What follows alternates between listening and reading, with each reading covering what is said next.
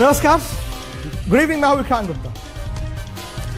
काम तमाम हो चुका है क्योंकि दूसरा मैच भी भारत हार गया 8 विकेटों से। भाई कमाल है, दोनों मैचों में मिलाकर भारत को 2 विकेटें मिली हैं। 8 विकेट से ये बड़ी हार।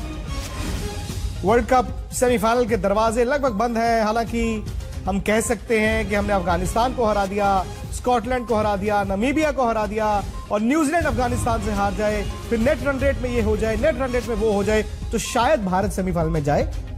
हकीकत ये है, जो टीम भारत की खेली है दोनों मैचों में, वो शायद डिजर्व करती भी नहीं थी जीतना। शायद दिल जरूर टूटे होंगे, लेकिन असलियत जिसे कहते हैं, रियलिटी चेक भी हुआ है भारत के लिए। क्योंकि जो मर्जी आप कह लीजिए, T20 में भारत पीछे ही था और पाकिस्तान ने पहले आकर दिखाया, आज न्यूजीलैंड ने दिखाया कि आप बड़े मैच का दबाव हैंडल नहीं कर सकते।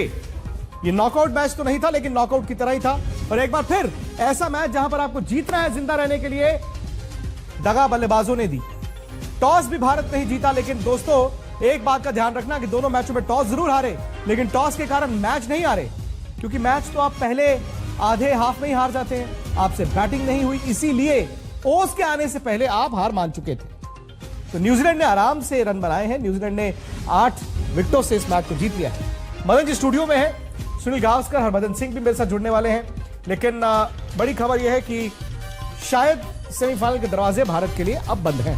हाँ, वो तकनीकी कारणों से अभी भी भारत जिंदा है। वो अफगानिस्तान को हरा दे, स्कॉटलैंड को हरा दे, नमीबिया को हरा दे और न्यूजीलैंड अफगानिस्तान से हार जाए तो फिर कहानी अलग होती है। लेकिन आप भी जानते हैं कि अगर कहानी भारत को सेमीफाइनल में लेकर जाने वाली होती तो आज पाकिस्तान का मैच भारत इस तरह नहीं हारता। रन थे ही नहीं भारत के, 110 रन थे। न्यूजीलैंड ने आराम से 111 रन बनाए। 2 विकेट जरूर उनके गिरे और दोनों विकेटें जसप्रीत बुमराह को मिली।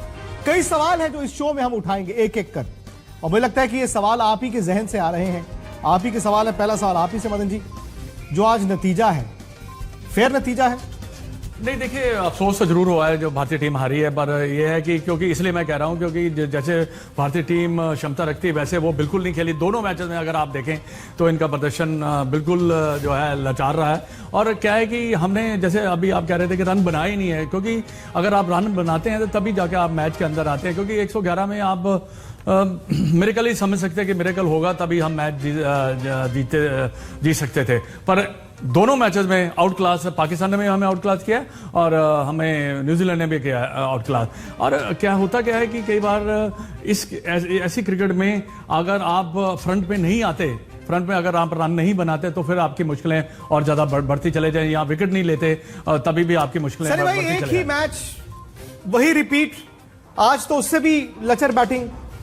ये क्या एक्सप्लेन करता है? क्या ये बड़े मैच का प्रेशर झेल नहीं पाते हैं? क्योंकि समहाउ मेरी और आपसे पहले भी बात हुई है, खिलाड़ियों के चेहरे पर दोनों मैचों में ऐसा लगा हार का डर है। वो कहते हैं ना, फियर ऑफ फेलियर।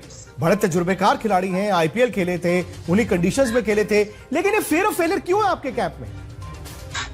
नहीं, मुझे नहीं पता कि ये फियर ऑफ फेलियर है कि क्या है, पर ये जरूर है कि जिस तरह से आज वो जो चेंजेस किए गए बैटिंग ऑर्डर में, उससे कुछ मदद नहीं हुई टीम की। रोहित शर्मा जैसे दिग्गज बल्लेबाज को आप नंबर 3 पर भेजते हैं, आप खुद नंबर 3 पर, जहां पे आपने इतने सारे रन बनाए हैं, अब पिछले कुछ सालों में आप नंबर 4 पर जाते हैं। ये और एक युवा खिलाड़ी ईशान किशन, उस पर आप ये ओपनिंग करने की जिम्मेवारी रखते हैं। देखिए, ईशान किशन एक ऐसे खिलाड़ी है, हिट और मिस जैसे खिलाड़ी है। मतलब एक मैच में वो रन बनाएंगे, बाकी के मैचेस में वो रन नहीं बनाएंगे। तो ये हिट और मिस प्लेयर के लिए बेहतर होगा कि आप उनको नंबर 4 या 5 पर आप रखें और वो अपना मतलब पोजीशन देखकर फिर वो बल्ला घुमा सकते। पर यहाँ पे आपने उनको ओपनिंग भेजा, तो उससे क्या होता है कि आपने रोहित शर्मा को बोला कि आप पर हमारा कॉन्फिडेंस है नहीं कि आप बाएं हाथ के जो ट्रेंट बोल्ट है उसका सामना कर सकते हैं। अब इतने सालों के बाद में अगर आप ऐसा कुछ मतलब इसे दिखा देता है, तो फिर बल्लेबाज भी कैसे सोचता है? बल्लेबाज भी सोचता है यार मेरे पास वो काबिलियत है नहीं। तो ये सारी कुछ चीजें होगी बैटिंग ऑर्डर में। हाँ, अगर ईशान किशन ने आके 70 रन बनाए होते तो हम लोग सब कहते अरे यार क्या बहुत अच्छा बहुत अच्छी चाल है। पर जब नहीं चाल चलती तो फिर क्रिटिसिज्म तो होनी ही है। नहीं, लेकिन सनी भाई बात यह ना कि क्रिटिसिज्म तो पिछले मैच में भी हुआ था, उस मैच में बैटिंग नहीं चली थी, लेकिन विराट आए प्रेस कॉन्फ्रेंस में, उन्होंने कल कह दिया कि आउटसाइड नॉइज तो हम सुनते नहीं है। उन्होंने कहा कि हमें परवाह नहीं है लोग क्या कहते हैं, हाँ जो लोग थोड़े बहुत क्रिकेट समझते हैं हम उनसे एक्सपेक्ट करते हैं कि वो समझें। लेकिन ये मैं आपसे जानना चाहता हूं, क्या भारत वाकई में T20 का एक बड़ा कंटेंडर था, या फिर मीडिया में हम लोग ही कहते थे यार ये जीत सकते हैं, दुनिया कहां है और हम कहां रह गए? देखिए, ये जो हाइप बनता है तो हाइप इसलिए बनता है क्योंकि हमारी जो IPL टूर्नामेंट है वो क्रिकेट की सबसे बेहतरीन टूर्नामेंट है। मतलब जब डोमेस्टिक टूर्नामेंट की बात करते हैं तो सबसे इससे और कोई बड़ी चीज नहीं है IPL से बड़ी। ये वर्ल्ड कप भी है, वो भी थोड़े फीके पड़ते हैं। आज भी अगर आप किसी से पूछे कि क्या वर्ल्ड कप में मजा आ रहा है, बहुत लोग बोलेंगे मजा नहीं आ रहा है। ये मैं इसलिए नहीं कर रहा हूँ कि भारतीय टीम ने दो हार का सामना किया, पर जब शुरू हुआ था तब से लोग यही कहते थे कि जो IPL का मजा है, जो 2020 लीग्स का, लोकल लीग्स का मजा है, वो इस टूर्नामेंट में उनको दिखाई नहीं दिया। नहीं, लेकिन मदन जी इसमें तो ये भी है जो सनी भाई कह रहे हैं कि आपके पास तो दुनिया की सबसे बड़ी लीग है IPL। कई टीमें ऐसी हैं जिनको इतनी इंटरनेशनल क्रिकेट खेलने को नहीं मिलती। पाकिस्तान फॉर एग्जांपल, न्यूजीलैंड को भी लोग हल्के में लेते हैं। आपके पास तो सब कुछ है, आप तो उन्हीं मैदानों में उन्हीं पिचेस पर खेल रहे हो। आप इतने बड़े हैं कि आप दुनिया की और लीग्स में जाके खेलते भी नहीं। आप इतने प्रोटेक्टिव हैं IPL से, लेकिन 2007 के बाद ये तो 2021 खत्म हो गया, 14 साल हो गए। 14 साल में तो राम जी का वनवास भी खत्म हो गया था। ये हमारा वर्ल्ड कप T20 जीतने का वनवास कब खत्म होगा? नहीं, देखिए, एक तो है IPL, इसमें कोई शक नहीं है कि इस दुनिया की सबसे बड़ी लीग है। क्या डिफरेंस जो है, मैं समझता हूँ कि इंटरनेशनल क्रिकेट और ये IPL लीग किस लिहाज से है? लीग किस लिहाज से है? लिहाज मीन्स लिहाज मतलब कैसे हम कह रहे हैं कि दुनिया की सबसे बड़ी लीग है? पैसे के लिहाज से, प्लेयरों के लिहाज से, जो जैसे सारे प्लेयर आते हैं। क्रिकेट भी होती है। भारत ने क्या सीखा? क्योंकि देखिए, यंग टैलेंट जरूर मैं मानता हूं आया है, लेकिन क्या उस यंग टैलेंट को आप आगे फेंकते हैं? मेरा ये मानना है कि भारत अभी भी, मैं 2 साल से, मेरा ये मानना है, मैं शायद गलत हो सकता हूं सनी भाई और आप अगर करेक्ट करें, दुनिया T20 की तरह वनडे खेल रही है। आप वनडे की तरह अभी भी T20 खेल रहे हैं। आपने अभी भी नाम के साथ ही टीमें बनाई हैं, आपने परफॉर्मेंसेस के आधार पर टीमें नहीं बनाई। युजवेंद्र चहल आपके लेग स्पिनर, उनको आप यहां हिंदुस्तान में छोड़ गए। हार्दिक पांड्या पूरी तरह फिट नहीं है, फॉर्म में नहीं है, आप उनको भी कैरी करते रहे। कहीं ना कहीं आपको मानना पड़ेगा भारत उस गड्ढे में खुद गिरा है। नहीं, देखिए, अगर पहले तो सबसे है कि जो जिनके नाम आपने लिए हैं, चहल, ये तो सिलेक्टरों का काम है और सिलेक्टर्स को देखना पड़ता है भी वाकई में ये जो खिलाड़ी है ये वर्ल्ड कप में फिट होता है और ये हमारे लिए अच्छा प्रदर्शन करेगा। दूसरी है कि IPL की अगर आप बात करें, मैंने जो कह रहा था कि इंटरनेशनल और IPL के मैच में वो काफ़ी अंतर है। और एक सनी भाई से मैं एक और सवाल पूछना चाहूँगा कि ऐसे मैच के अंदर आपने इतना बड़ा बैटिंग ऑर्डर चेंज किया, ये किसका? ये कैप्टन का रणनीति थी या टीम मैनेजमेंट की रणनीति थी? क्योंकि ये बड़ा सिंपल सा मैनेजमेंट से अलग थोड़ी है। मैं कह रहा हूं उस ड्रेसिंग रूम में और कैप्टन तो कह सकता है के साथ हम महेंद्र सिंह धोनी को भी कह रहे थे कि मेंटोर भाई आए हैं तो अब तो बस मिडास टच आ गया, मतलब जादू आ गया है उस ड्रेसिंग रूम में। अगर रवि शास्त्री है कोच, MS धोनी भी है मेंटोर, विराट कोहली कप्तान है, रोहित शर्मा वाइस कैप्टन, ये चारों ऐसे लोग हैं जो भारतीय क्रिकेट के पिलर्स हैं।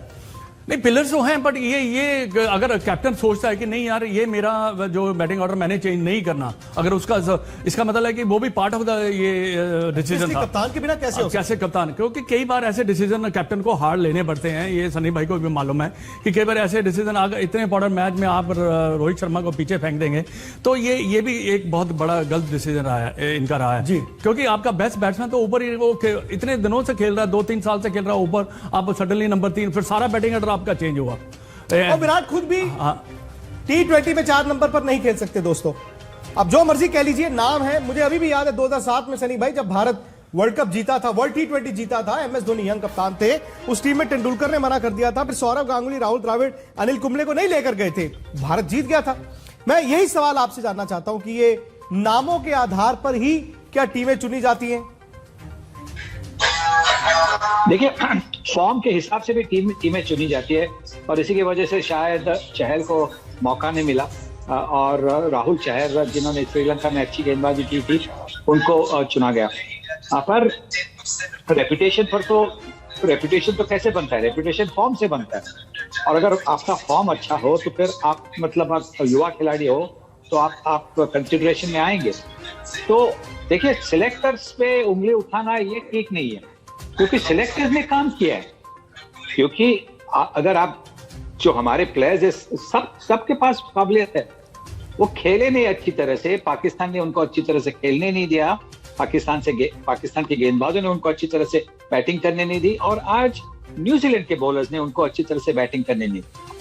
तो हमें प्रशंसा करनी होगी ऑपोजिशन की। हमारे प्लेयर्स तो है, हमारे प्लेयर्स जो बैटिंग ऑर्डर है वो जैसे मदन ने कहा, मैं उससे बिल्कुल सहमत हूँ। मैंने वो सवाल भी किया था प्रोग्राम की शुरुआत में, बिल्कुल कि एक जो नया खिलाड़ी है, युवा खिलाड़ी है, वो शायद आज उन्होंने शायद T20 का डेब्यू भी किया होगा, वो आप नंबर ओपनिंग भेजते और रोहित शर्मा जैसे प्रोवन परफॉर्मर आप उनको नीचे रखते। देखिए, अगर रोहित शर्मा ने कहा होगा कि मुझे नंबर 3 पर खेलना है तो बात अलग है, पर अगर रोहित शर्मा ने नहीं कहा कि अब मुझे नंबर 3 पर खेलना है, तो उनको नंबर 1 या 2 पे जाना ही था, क्योंकि वो ओपनिंग की जोड़ी आपने तोड़ी और एक नया बंदा डाल दिया, और उसके बाद में आप रोहित को नंबर 3 और कोहली को नंबर 4। ये निर्णय तो अकेले कोहली का नहीं होगा, ये निर्णय होगा सब, मतलब जो टीम का जो थिंक टैंक है उनका निर्णय होगा। और जैसा मैंने कहा कि अगर शुरुआत में अगर ईशान किशन ने 60, 70, 80 रन बना लेते तो सब लोग बोलते अरे यार बहुत बढ़िया डिसीजन है, पर जब ये डिसीजन चला नहीं है तो ये आपको ये जो टिका जो है वो मतलब क्रिटिसिज्म जो है वो आपको सहनी पड़ेगी। सनी भाई, मुझे याद है जब वर्ल्ड कप 2019 हुआ था, यही न्यूजीलैंड था, भारत 239 चेज कर रहा था और MS धोनी 7 नंबर पर बैटिंग करने आए थे। मतलब वही 4 शख्स, कप्तान विराट कोहली थे, रोहित शर्मा वाइस कैप्टन थे, रवि शास्त्री कोच थे, तब धोनी मेंटोर नहीं थे लेकिन सीनियर प्लेयर थे, यही 4 थे। लेकिन जो बलि का बकरा था वो संजय बांगर को बनाया गया था, ये कह के कि भाई 7 नंबर पर धोनी को भेजने का फैसला इनका था। इस बार कौन बनेगा बलि का बकरा? इस बार कौन बनेगा? सॉरी जी, गो ऑन प्रज्ञा। सनी भाई, आपकी आवाज नहीं आई। नहीं, मैं आपने मुझे पूछा है। जी बिल्कुल, आप ही को, बिल्कुल। बलि का बकरा तो अभी देखिए, बलि का बकरा तो कोहली बनेगा, क्योंकि क्या होता है कि आप जब सब बातें करते हैं तो आप ये कोहली की लेगेसी, कोहली की ये सब बातें करते हैं, तो यहाँ पे अगर टीम हार गई तो फिर दोषी भी तो कोहली को होना चाहिए ना। तब आप नहीं कह सकते कि टीम ने खराब खेला। जब अगर टीम जीतती है तो सिर्फ आप अगर एक ही बंदे को आप प्रेज देना है, तो अब टीम ने जो अच्छा प्रदर्शन नहीं किया तो उन्हीं पर पूछना चाहिए ना कि आपने ये ऐसी बैटिंग ऑर्डर चेंजेस क्यों किए। शायद अभी प्रेस कॉन्फ्रेंस में उनको पूछा जाएगा, अभी जवाब उनका देखेंगे क्या, कौन सा जवाब है, क्या एक्सप्लेनेशन है। हरभजन सिंह भी जुड़ गए हैं मेरे साथ। और भज्जू, हम शाम को तो सोच रहे थे कि आज मतलब दिन होगा भारत का, जो पाकिस्तान के साथ गलतियां हुई आज तो रिपीट नहीं हो सकती, क्योंकि विराट ने कहा था ना कल कि हमें एग्जैक्टली पता है हमें क्या करना है, बस वो खुद को और टीम को शायद बता नहीं पाए कि करना क्या है। नहीं, देखिए, गलतियां तो हुई है, इसमें कोई दो राय नहीं, कोई शक नहीं है। और जिस लिहाज की बल्लेबाजी हुई है और बल्लेबाजी के साथ साथ जैसी कमिटमेंट दिखाई गई है वो थोड़ी सी प्रश्नजनक है, क्योंकि ऐसी बल्लेबाजी, ऐसा पिच में कुछ नहीं था कि पिच के कारण कोई आउट हुआ हो। सही बात। और शॉट जो है, शॉट्स अच्छे नहीं खेले, shot selection was very very poor. तो आई थिंक कहीं ना कहीं ये कुल मिला के इसी चीज को दर्शाता है कि शायद New Zealand they were better prepared and maybe we were overconfident. मुझे तो बल्कि भज्जू ऐसा लगा दोनों मैच को देख के कि शायद इंडिया अंडर कॉन्फिडेंट है। देखिए, कॉन्फिडेंस की कमी दिखी जब आज बल्लेबाजी कर रहे थे, तो जब 2 आउट हो गए तो उसके बाद तो ये बात जाहिर थी कि चेहरों पे लग रहा था कि उतने कॉन्फिडेंट नहीं है। और जब शॉट सिलेक्शन की बारी आई, थोड़े डरे थे प्लेयर, सहमे प्लेयर लगे। उसी का कारण है क्योंकि प्रेशर जो था वो उसको सोप नहीं कर पाए और अच्छे से वो जो शॉट्स नॉर्मली लगाते हैं उससे बाहर ही नहीं निकल पाए, क्योंकि अब हाफ हार्टेड खेल रहे थे। अगर ऋषभ पंत को देखिए, जब वो बल्लेबाजी कर रहे थे तो उन्होंने भी मोमेंटम, नॉर्मली वो चेंज करते हैं पर मोमेंटम चेंज कर ही नहीं पाए क्योंकि हाफ हार्टेड खेल रहे थे। तो प्रेशर में जरूर देखे हैं भारतीय खिलाड़ी, इसमें कोई दो राय नहीं है। बट उसका कारण यही है क्योंकि शायद पिछला मैच जो पाकिस्तान के साथ था उसके बाद हमने सोचा कि ये कमबैक होगी, बड़ी दुरुस्त होगी और बड़ी अच्छी होगी। पर जब पहले ही आपके 2 विकेट गिर जाते हैं, रोहित शर्मा का कैच छूटता है, तब लगता है कि फिर शायद हम फिर दोबारा उसी संकट में फंस गए हैं जहां पे हम फंसना नहीं चाह रहे थे। और विराट कोहली का वो शॉट जो वो खेलते हैं, नॉर्मली ओवर कवर खेल देते हैं, सिंगल्स जो वो है वो हर बॉल पे लेते हैं, बट आज वो लय में दिखे नहीं। इतने ज्यादा डॉट बॉल मैंने उनको कभी जिंदगी में खेलते हुए नहीं देखा जितने आज उन्होंने खेले हैं। और उसी के कारण उन्होंने वो शॉट खेला जो कि नॉर्मली कभी ऐसा शॉट वो खेलते ही नहीं है। Cross bat shot leg spinner को मिड विकेट के ऊपर मैंने नहीं उनको देखा है कभी मारते हुए, जो उन्होंने आज मारते हुए आउट हुए हैं। वार्निंग सिग्नल्स थे आईपीएल में जब आपके गेंदबाजों को विकेटें नहीं मिल रही थी, आपके बल्लेबाज रन नहीं बना रहे थे और सब कह रहे थे कि नहीं नहीं आईपीएल आएगा, हम जाएंगे मेन स्विच को जो ऑफ हुआ है उसको ऑन कर देंगे। क्या उस वक्त वार्निंग सिग्नल्स थे?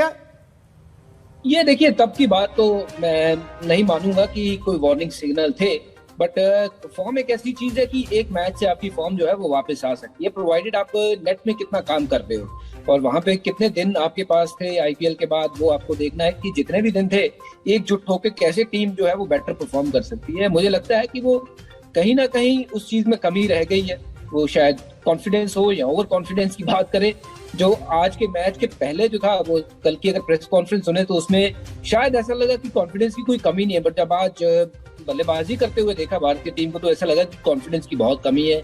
शायद पाकिस्तान वाले मैच से अभी तक बाहर निकल नहीं पाए हैं हम और मुश्किल में अपने आप को डालते चले गए। और आईपीएल में जब तक ये प्लेयर खेल रहे थे obviously they all must have thought कि ठीक है एक बार वर्ल्ड कप आएगा, टीम एकजुट होगी तो फिर मिलजुल के हम अच्छी क्रिकेट खेलेंगे, जो कि हमें पता है भारतीय टीम बहुत स्ट्रांग टीम है, बड़ी तगड़ी टीम है, अच्छी टीम है।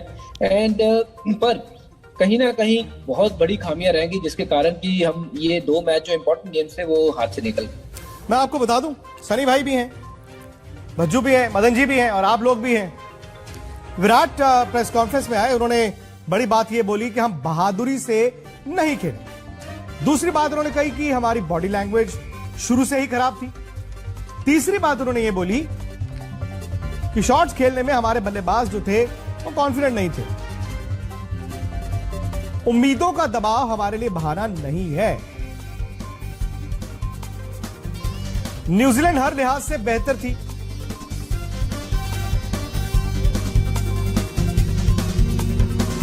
सनी भाई, तंबू में हार गया क्या इंडिया? हाँ भाई, देखिए ये काफी निराशाजनक है, ये रिजल्ट निराशाजनक है क्योंकि हमारी जो टीम है वो बहुत अच्छी टीम है और इस बार 2 मैचेस बुरी तरह से हार गई है, तो अब वापसी करना थोड़ा सा मुश्किल है।